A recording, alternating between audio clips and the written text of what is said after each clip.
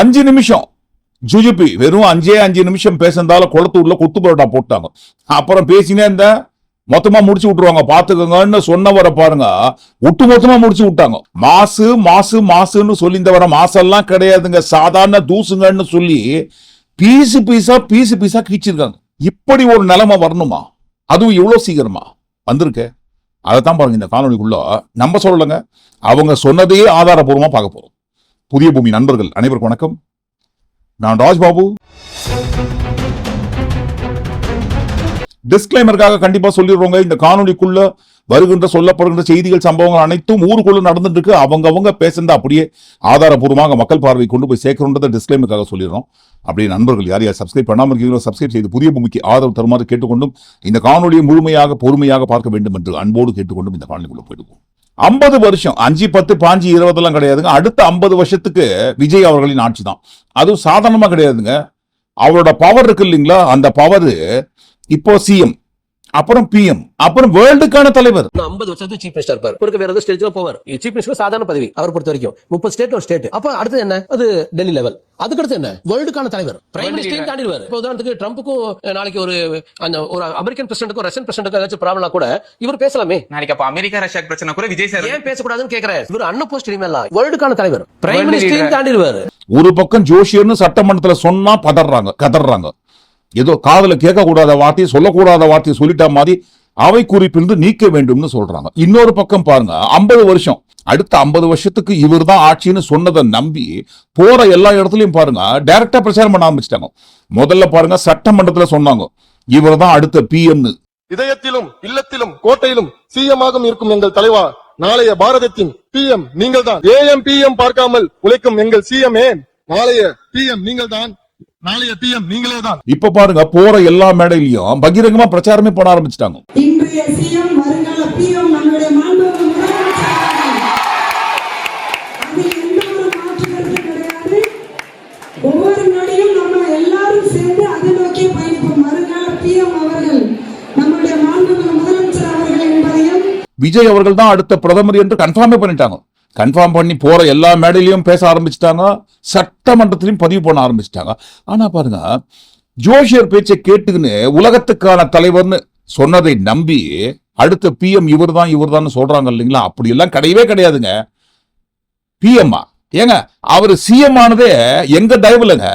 இடதுசாரி கட்சிகள் மட்டும் ஆதரவு கொடுக்காவிட்டால் அவர் சிஎம் ஆகியிருக்கவே முடியாது, அவர் ஆட்சி அமைச்சிருக்கவே முடியாது, அவர் ஆட்சி பொறுப்பை கண்ணால பார்த்தே இருக்க முடியாது.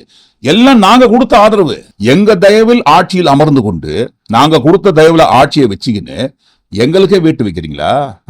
பாக்கீங்களா நாங்க யாருன்னு காட்டுறோம்? அதிகாரிகள் உங்களுக்கு வேண்டுமா அல்லது இடதுசாரி கட்சிகள் உங்களுக்கு வேண்டுமா? அதிகாரிகள் தயவில் ஆட்சி நடத்த போகிறீர்களா அல்லது எங்களோட தயவுல நீங்க ஆட்சி நடத்த போகிறீர்களா? யார் சொன்னதுங்க இப்படி? அதாகப்பட்டது கோடிக்கணக்கான ரூபாய் கொள்ளை அடிச்சு சேர்த்து வச்ச கோடிக்கணக்கான ரூபாயை ஒவ்வொரு கட்சிக்கு கொண்டு போய் கொட்டி கஷ்டப்பட்டு பாருங்க கல்லாப்பெட்டி கூட்டணி ஒண்ணு உருவாக்கி வச்சிருக்காங்க. அந்த கல்லாப்பெட்டி கூட்டணி ஏங்க தருகுதுங்க பேசினுக்கும் போது எதுங்க அவதூறு பரப்புறமா கல்லாப்பெட்டி கூட்டணி சொல்லி நாங்க சொல்லலங்க, சொன்னதை எடுத்து போடுறோம். அங்க பாருங்க, அறிவாலயம் பக்கத்துல யாரு நடந்து போனாலும், அறிவாலயம் பக்கத்துல யாரு நிழலுக்கு ஒதுங்கினாலும் கூட்டணியில சேர்த்துக்கிறது. அந்த வச்சிருக்கிற பணத்துல ஒரு பங்கு ஒண்ணு கொடுத்து அதுக்கு பேர் கல்லாப்பெட்டி கூட்டணின்னு வச்சிருக்கிறேன். பாத்துக்கோங்க, இருக்கிறத எடுத்து போடுறோம். நம்ம என்னைக்காவது அந்த மாதிரி அவதூறு பரப்பிருக்கோமா, அவதூறு பேசிருக்கோமா, தப்பான வார்த்தை யூஸ் பண்ணிக்கோமா? கிடையவே கிடையாது. அன்றைக்கு அடுத்தவங்களை பார்த்து சொன்னாங்க கோடி கோடியா கொள்ளையடிச்சு சேர்த்து வச்ச காசை ஒவ்வொரு கட்சிக்கும் கொட்டி கொடுத்து கல்லாப்பெட்டி கூட்டணி சேர்த்து வச்சிருக்காங்கன்ட்டு. அப்ப அந்த கல்லாப்பெட்டி கூட்டணி இன்னைக்கு யாரு கூட இருக்கு? யாருக்கிட்ட இருக்குங்க? இவங்க கூட தான் இருக்கு. அந்த கல்லாப்பெட்டி கூட்டணியில இருக்கிறவங்க தான் சொன்னாங்க பாருங்க, எங்க தயவுல தான்ப்பா நீங்க ஆட்சியை நடத்திருக்கிறீங்க. இந்த அரசாங்கத்துக்கு இது ஆட்சி அமைவதற்கு, ஆட்சியில் தொடர்வதற்கு மார்க்சிஸ்ட் கம்யூனிஸ்ட் கட்சி ஆதரவு கொடுத்திருக்கிறது, இந்திய கம்யூனிஸ்ட் கட்சி ஆதரவு கொடுத்திருக்கிறது. இது தெரியாதவரா தலைமைச் செயலாளர், இதை தெரியாதவரா வட்டாட்சியர், மாவட்ட ஆட்சியர். ஆகவே இடதுசாரிகளுடைய ஆதரவோடு தான் இந்த அரசு நீடிக்கிறது என்று தெரிந்ததற்கு பிறகும் இடதுசாரிகள் மீது இத்தகைய உள்நோக்கத்தோடு இத்தகைய அறிக்கைகள் எல்லாம் அனுப்பப்படுகிறது, சுற்றறிக்கை அனுப்பப்படுகிறது என்று சொன்னால் அவர்களை வைத்துக் கொண்டு நீங்கள் ஆட்சியை நடத்தப் போகிறீர்களா? இடதுசாரிகளை வைத்துக் கொண்டு ஆட்சியை தொடரப் போகிறீர்களா? இதுதான் அடிப்படையான கேள்வி. ஆகவே இந்த நடவடிக்கைகளை எங்களால் சகித்துக் கொள்ள முடியாது. இதற்கு ஒரு நிரந்தரமான முற்றுப்புள்ளி வைக்கக்கூடிய வகையிலேயும் இந்த பிரச்சனை சுமூகமான முறையில் தீர்க்கப்பட வேண்டும். இந்த பிரச்சனை அமைதியான முறையில் தீர்க்கப்பட வேண்டும். அது மட்டுமா, ஐயா நாங்க ஆட்சி அமைக்கணும்யா, எப்படியாவது உங்க ஆதரவு கொடுங்கய்யா, உங்க தயவு எங்களுக்கு வேணுயான்னு கம்யூனிஸ்ட் ஆபீஸ் வாசல்ல வந்து நின்னதை மறந்துட்டீங்களா? இன்றைக்கு இவர்கள் ஆட்சி அமைப்பதற்கே யார் ஆதரவு கொடுத்திருக்கிறா? இந்த இடதுசாரி கட்சிகள் தான். அன்றைக்கு இந்த கட்சி ஆபீஸ்ல பிச்சை எடுக்கிற மாதிரி பிச்சைக்காரர்களை போல இந்த தாவேகா நிர்வாகிகள் நின்று கொண்டிருந்தார்கள். அதை யாராவது மறுக்க முடியுமா? ஆனால் இன்றைக்கு இந்த இடதுசாரிகளை அவமரியாதை செய்யக்கூடிய வகையில இப்படியான ஒரு சுற்றறிக்கை போட்டிருக்கிறாங்க. எதுக்காக இந்த கிழி கிழிக்கிறாங்க? தாவேகா கட்சி கூட்டணிக்குள்ள இருக்கிற சாரி கல்லாப்பெட்டி 2.0 அந்த கூட்டணிக்குள்ள இருக்கிற ஒன் ஆஃப் த கட்சி கம்யூனிஸ்ட் கட்சி எதுக்காக இந்த மாதிரி கிழி கிழிக்கிறாங்க? திண்டுக்கல் மாவட்டம் குஜிலியம்பாறை வட்டாட்சியர் ஒரு சுற்றறிக்கை அனுப்புறாரு. அந்த சுற்றறிக்கையில அவர் என்ன சொல்றாருன்னா, திண்டுக்கல் மாவட்டம் குஜிலியம்பாறை வட்டத்திற்கு உட்பட்ட அனைத்து வருவாய் கிராமங்களிலும் உள்ள இந்திய கம்யூனிஸ்ட் மற்றும் மார்க்சிஸ்ட் கம்யூனிஸ்ட் அரசியல் கட்சியில் உள்ள நபர்களின் பெயர், முகவரி ஆகியவற்றை சேகரித்து வருவாய் ஆய்வாளர்கள் வட்டாட்சியரிடம் 18/8/2026 அன்று மாலைக்குள் நேரடியாக சமர்ப்பிக்க தெரிவிக்கப்படுகிறது. இதற்கு அனைத்து கிராம உதவியாளர்களும் வருவாய் ஆய்வாளர்களும் உதவிட இதன் மூலம் அறிவுறுத்தப்படுகிறது. அறிக்கை அளிக்க தவறும் கிராம உதவியாளர்கள் மீது தகுந்த நடவடிக்கை மேற்கொள்ளப்படும். இந்த மாதிரி ஒரு சுற்றறிக்கை வந்ததை தொடர்ந்துதான் பாருங்க கம்யூனிஸ்ட் கட்சிகளுக்கு வெறி வந்துச்சு. என்னையா, யாரை பார்த்து யார்கிட்ட சொல்லி யார்கிட்ட கணக்கெடுக்க சொல்றீங்க? என்ன பயங்கரவாதிகளும் தீவிரவாதிகளையும் பாக்குற மாதிரி ஏதோ தடை செய்யப்பட்ட அமைப்பை வந்து கணக்கெடுக்கிற மாதிரி கணக்கெடுக்கிறீங்க. அதுவும் எங்க கிட்ட எந்த ஒரு அனுமதியும் கோராமல் டைரக்டா கம்யூனிஸ்ட் கட்சிக்குள்ள யார் யார் இருக்கிறாங்கன்னு செக் பண்ணுங்க. எந்தெந்த பயங்கரவாத அமைப்பை சேர்ந்தவங்க இருக்கிறாங்கன்னு பாருங்க. அப்படி இருக்கிற பட்சத்தில் எல்லாத்தையும் கொண்டு வந்து எங்க கிட்ட கொடுங்கன்னு அந்த மாதிரி ஏதோ ஒரு தடை செய்யப்பட்ட இயக்கத்தை பார்ப்பதை போல இப்படி ஒரு மோசமான ஒரு சுற்றறிக்கை அனுப்புறீங்க. எங்க கிட்ட கேட்டுதான் நாங்க அந்த விவரங்களை கொடுத்துருக்க மாட்டோமா? இரண்டாவது, அதிகாரிகள் யார்? ஆட்சியாளர் ஆட்சி நடக்குதா அல்லது அதிகாரிகளின் ஆட்சி நடக்குதா? நாங்க கேட்கலங்க, அதையும் அவர் தான் கேட்டாரு. தமிழ்நாடு அரசாங்கத்தின் கட்டுப்பாட்டில் அதிகாரிகள் இருக்கிறார்களா, அதிகாரிகளின் கட்டுப்பாட்டில் தமிழ்நாடு அரசாங்கம் இருக்கிறதா? சிம்பிள் கேள்வி. இதற்கு பதில் சொல்ல வேண்டியவர் நம்முடைய மாண்புமிகு முதலமைச்சர் அவர்கள். இடதுசாரி கட்சிகள் கொடுத்த ஆதரவில் தான் இந்த ஆட்சியே நின்று கொண்டிருக்கிறது, நடந்து கொண்டிருக்கிறது.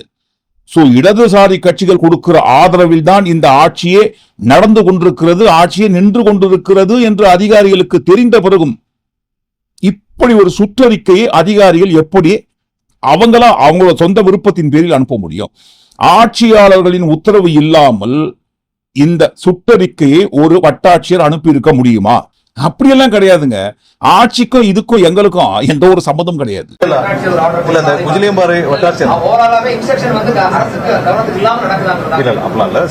குஜிலியம்பாறை தாசில்தார் வந்து அவருடைய சொந்த விருப்பின் கீழே வந்து அதை கொடுத்திருக்காங்க. அந்த சுற்றறிக்கை அது வந்து சுற்றறிக்கை அவருடைய சொந்த விருப்பின் கீழே அதை பண்ணிட்டாரு.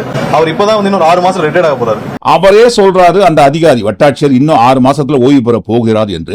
அப்படி ஓய்வு பெற போகும் அவருக்கு எதுக்கு இந்த வேலைங்க? அவர் ஏன் பண்ணணும்? அந்த சுற்றறிக்கை அது வந்து சுற்றறிக்கை அவருடைய சொந்த விருப்பின் கீழே அதை பண்ணிட்டாரு.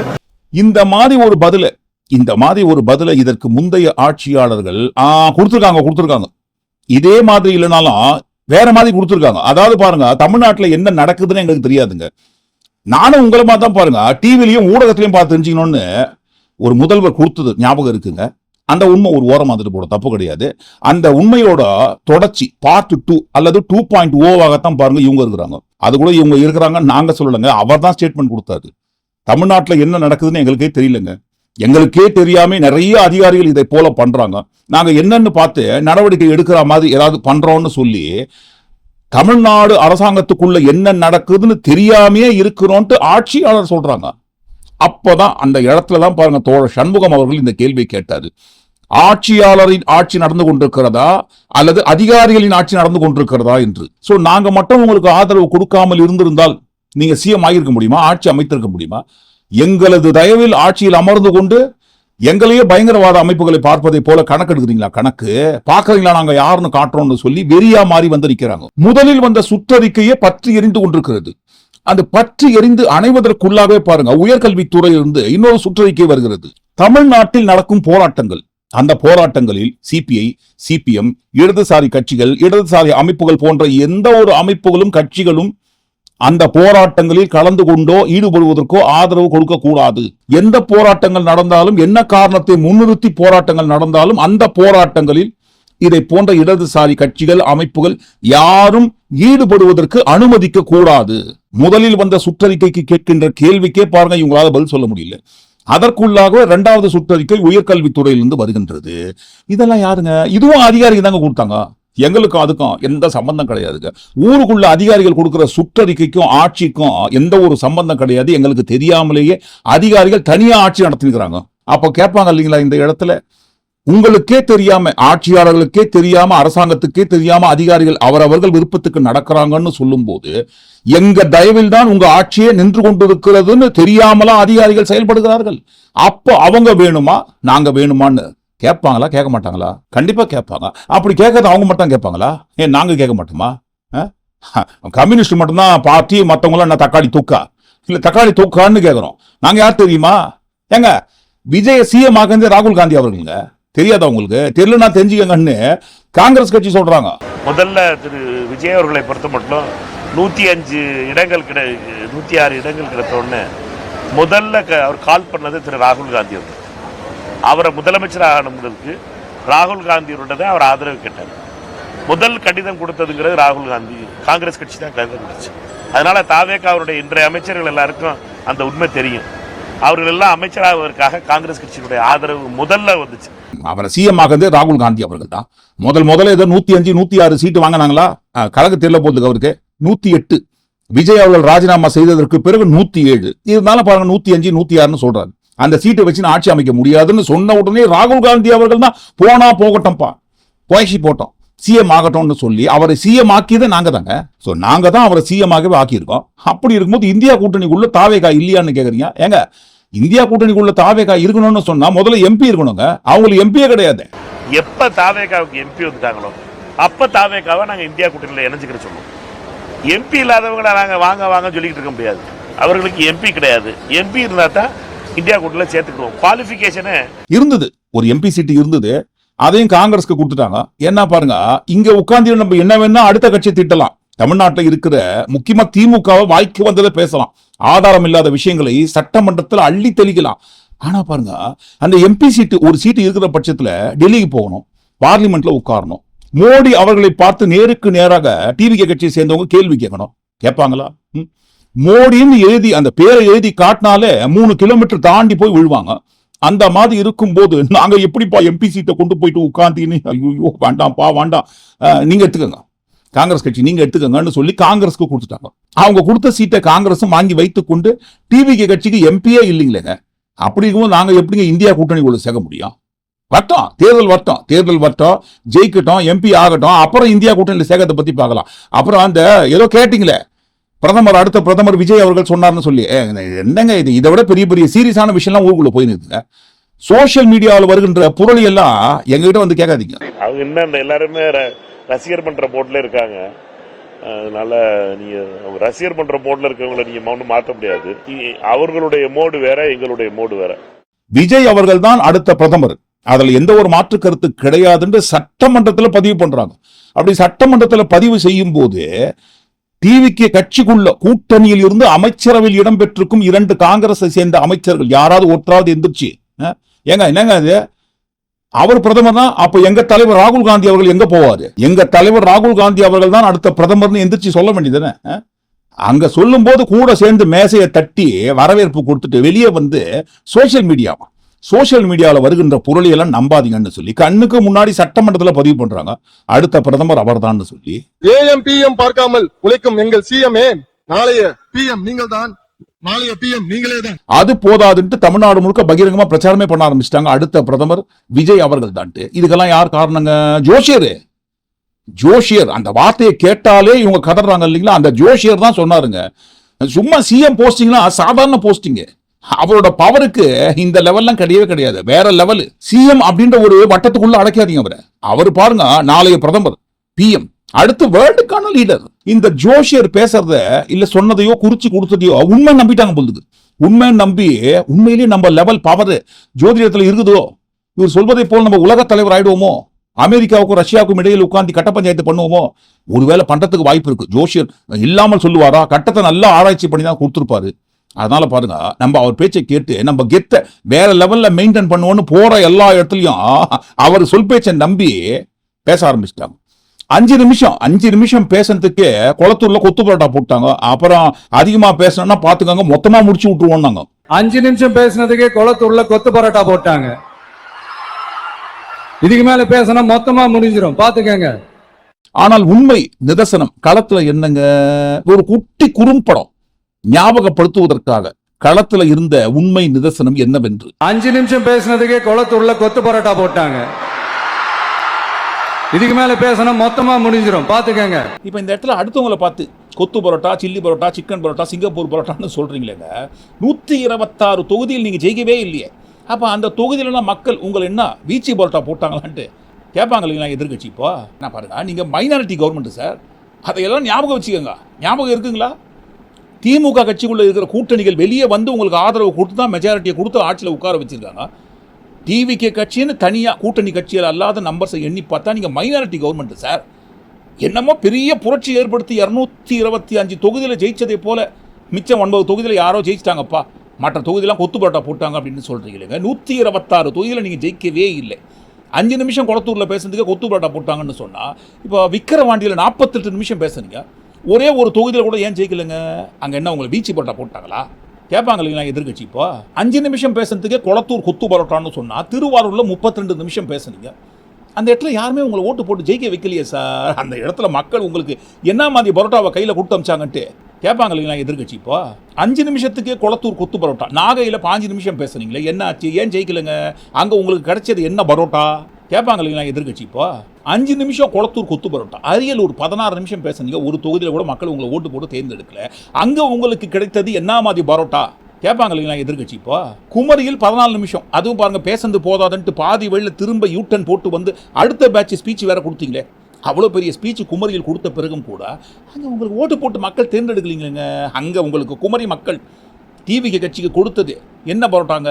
கொத்து பரோட்டாவா, சில்லி பரோட்டாவா, சிக்கன் பரோட்டாவா, சிங்கப்பூர் பரோட்டாவா, இல்லை வீச்சி பரோட்டாவா, இல்லை வேற ஏதாவது பரோட்டாவான்ட்டு கேட்பாங்க இல்லைங்களா எதிர்கட்சி? இப்போ 5 நிமிஷத்துக்கே குளத்தூரில் கொத்து பரோட்டான்னு சொன்னால், நெல்லை தென்காசி 20 நிமிஷத்துக்கு மேலே பேசுறீங்களே சார்.